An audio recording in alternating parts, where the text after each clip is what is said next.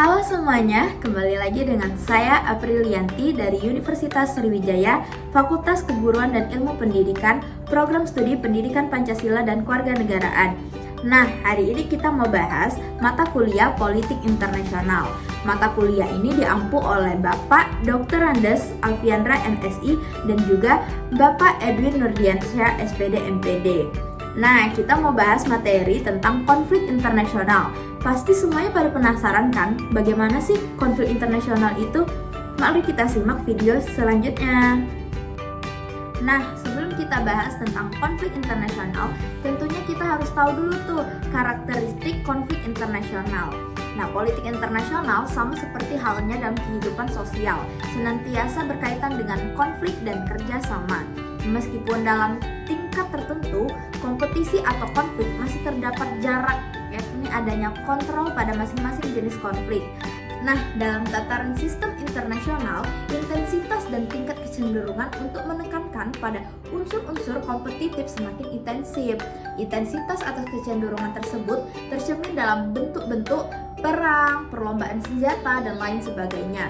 Konflik sebagai hasil terjadinya persaingan merupakan gambaran umum yang terdapat dalam sistem internasional atau hubungan antar bangsa yang dilandasi oleh konsep aspirasi untuk mempertahankan kekuatan serta kedudukan negara dalam hubungannya dengan negara lain. Sifat kompetisi dalam sistem negara bangsa disebabkan karena terdapat suatu sifat yang dimiliki oleh negara ego-centered concept of state dan juga ditandai dengan kepentingan dan tujuan yang dimanifestasikan dalam wacana garis kebijakan luar negeri. Menurut Laird dan Said pada tahun 1971 mengategorikan teknis penggunaan atas konflik yang pertama yaitu violent conflict, yang kedua non-violent conflicts. Walaupun antara keduanya terdapat perbedaan yang tidak tegas karena masalahnya tidak terletak pada jenis kekerasannya, melainkan dalam tingkat kekerasannya. Dari hal tersebut, kita dapat melihat perbedaan analisisnya berdasarkan tujuan. Yang pertama, yaitu balancing objective conflict, yaitu konflik dengan sasaran keseimbangan. Yang kedua, hegemonic objective conflict, yaitu konflik dengan sasaran hegemonik. Selanjutnya, kita mau bahas tentang manajemen konflik dalam sistem internasional. Ada 3 metode manajemen konflik dalam sistem internasional.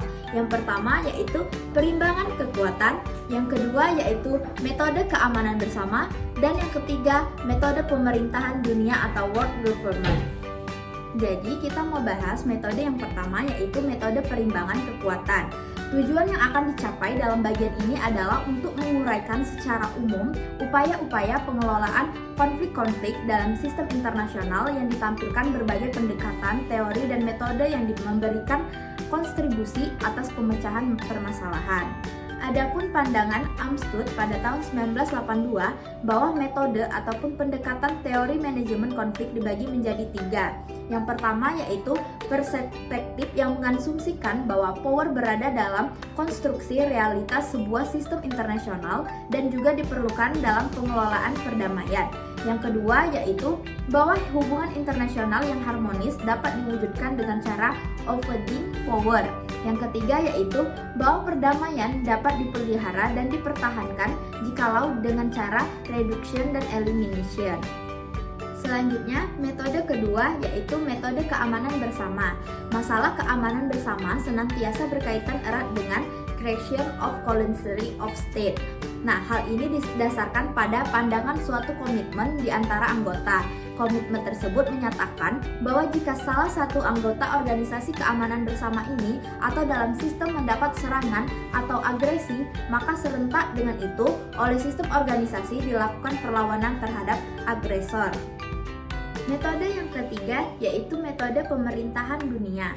Metode ini dianggap sebagai suatu sikap radikal terutama atas cara pengelolaan power.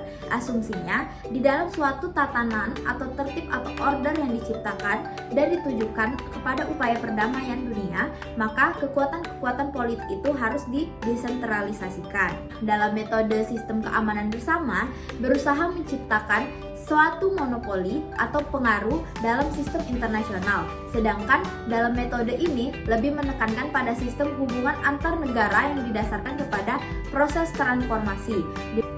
Setelah kita mengetahui tentang karakteristik konflik, manajemen konflik, tentunya kita juga harus mengetahui tentang penyelesaian konflik internasional.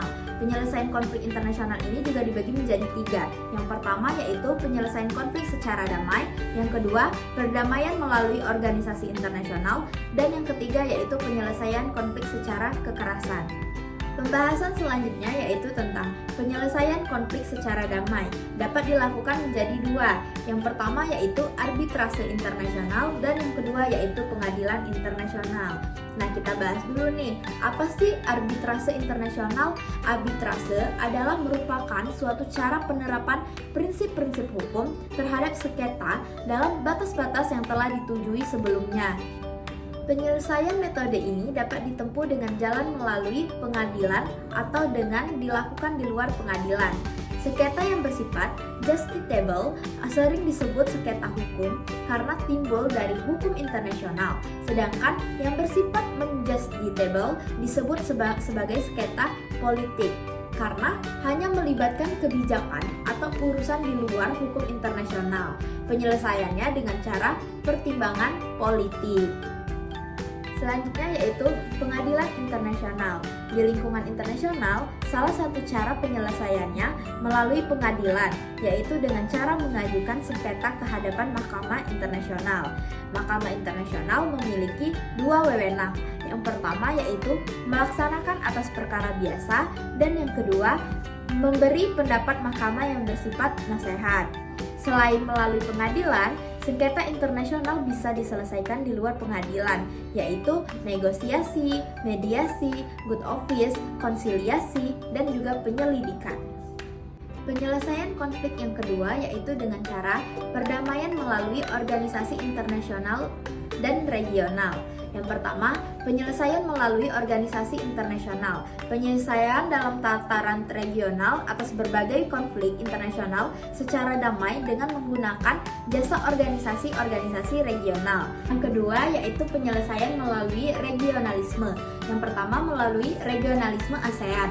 Negara anggota ASEAN sepakat membentuk suatu badan permanen yang diberikan kepada Dewan Agung. Dewan Agung terdiri dari perwakilan-perwakilan tingkat menteri masing-masing negara anggota. Dewan Agung bertanggung jawab atas sengketa atau situasi yang mungkin saja terjadi dan akan mungkin dapat mengganggu perdamaian dan keserasian organisasi kerjasama regional ASEAN. Ketiga yaitu penyelesaian konflik secara kekerasan. Yang pertama yaitu perang atau war.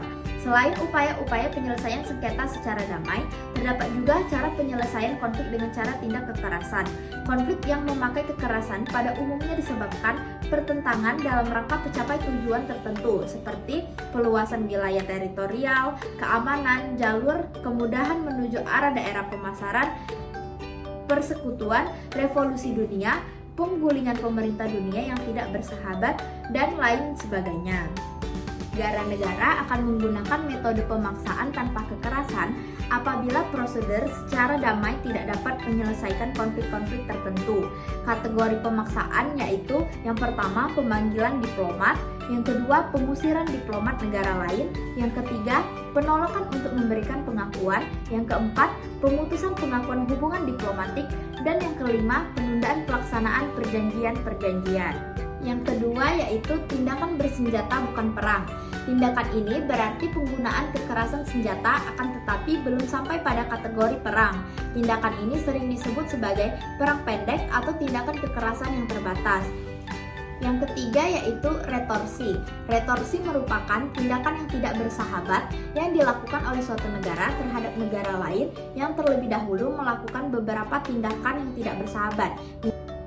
Yang keempat yaitu reprisal.